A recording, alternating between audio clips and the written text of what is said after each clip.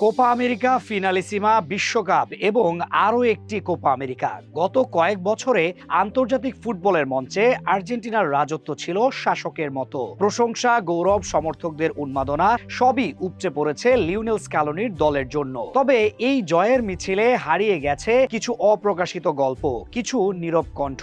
আর সেসবেরই প্রতীক যেন এক নাম, পাওলো দিবালা, যাকে একসময় ভাবা হতো দ্বিতীয় মেসি। পেশাদার ক্যারিয়ারের শুরুটা হয়েছিল স্বপ্নের মতো। জুভেন্টাসে আলো ছড়ানো, দুর্দান্ত ফর্মে থাকা, সবকিছুই যেন বলছিল আর্জেন্টিনার ভবিষ্যৎ ফুটবল মানচিত্রে তার নামটা থাকবে বড় করে। কিন্তু বাস্তবতা বলল ভিন্ন কিছু।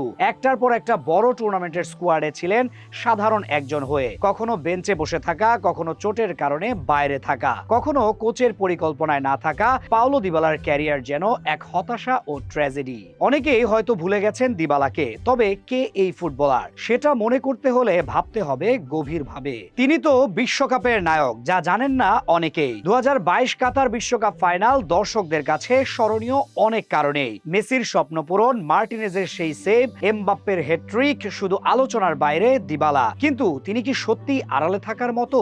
অতিরিক্ত সময়ের একেবারে শেষ দিকে মাঠে এসে এমবাপ্পের ভয়ঙ্কর এক শট ক্লিয়ার করে দেন তিনি। অথচ সুযোগ পেলে সেখানে চতুর্থ গোল করে আর্জেন্টিনার তৃতীয় বিশ্বকাপের স্বপ্ন শেষ করতে পারতেন এমবাপ্পে। এখানেই শেষ ছিল না দিবালার গল্পের। 3-3 ড্রয়ের পর খেলা টাই ব্রেকারে গড়ালে সেখানে ঠান্ডা মাথায় নেন আর্জেন্টিনার দ্বিতীয় পেনাল্টি, সেটিও জালে। তার ক্যারিয়ারের সেরা মঞ্চে সবচেয়ে বড় ম্যাচে ছোট এক ভূমিকা দিয়ে একটি দেশের স্বপ্ন বাঁচিয়ে দেন তিনি। অনেকেই তখন ভেবেছিলেন এটা তার পুনর্জন্ম। তবে দিবালার ভাগ্য বড্ড খারাপ। 2024 সালের কোপা আমেরিকা দল হতেও পড়েন বাদ। আসা যাওয়ার মিছিলে শেষবার দেশের হয়ে খেলেছেন 2024 সালের সেপ্টেম্বর মাসে, যেখানে প্রতিপক্ষ ছিল কলম্বিয়া ও চিলি। দুই ম্যাচেই বদলি হিসেবে নামেন, 16 মিনিট মাঠে ছিলেন, গোল করেন একটি। সেই অল্প সময়েই একটি গোল করে প্রমাণ করেছিলেন আমি এখনো আছি। তবে এরপর আর ডাক আসেনি। একটা একটা করে ম্যাচ গড়িয়েছে, স্কোয়াডে উঠেছে নতুন নাম, কিন্তু দিবালা ছিলেন না,